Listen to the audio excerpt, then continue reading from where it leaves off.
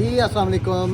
यहाँ पे रश होता है तो तमाम से गुजारिश है कि अपना जल्दी जल्दी आ करें क्योंकि रात के 12 बज जाते हैं। देख सकते हैं इतनी आवाम। और जो एक ये नहीं है कि कैंसर का इलाज मेरे पास हो रहा है, शुगर, फालिज, लकवा, राशा, कुव्वत बहा, यानी कि ऑल इन वन जो कि हकीम कर सकते हैं। पाकिस्तान और पाकिस्तान से बाहर बैरून मुल्क से भी लोग यहाँ पे पहुँचे हुए हैं, जो कि अमेरिका हो गया और यूरोप हो गया। यहाँ से भी काफ़ी सारे लोग आए हुए हैं अपने मसाइल लेकर, कैंसर के या HIV के, एड्स के, ये लेकर आए हुए हैं।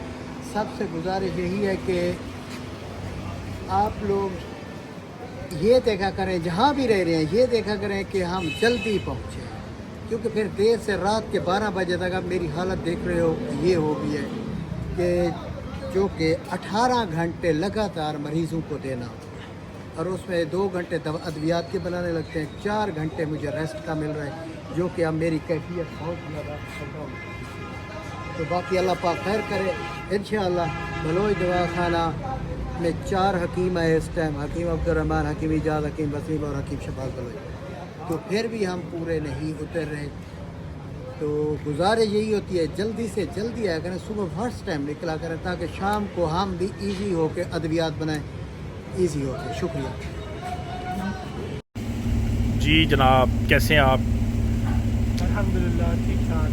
हाँ जी, कैसा फील कर रहे हैं हकीम एजाज बलोच साहब की दवाई खाने के बाद?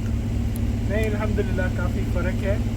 और हकीम साहब की दवाई ने हेमोग्लोबिन भी जो है ना वो अपना उसको ऑलमोस्ट 13 पे आ गया हेमोग्लोबिन, और बाकी ओवरऑल जो है वो भी फ़र्क बहुत महसूस हो रहा है। तो मेरा ख्याल है कि पहली दफ़ा ये कोई ऐसी दवाई है जिससे इतना ज़्यादा फ़र्क पड़ा है। और इंशाअल्लाह फ्यूचर में ये अगले 2-3 महीने में इंशाअल्लाह हो सके तो सारा कुछ हो जाएगा, ख़त्म हो जाएगा। तो हकीम साहब के हम बड़े शुक्रगुज़ार हैं और उनके एहसानमंद हैं कि उनके इल्म से हमें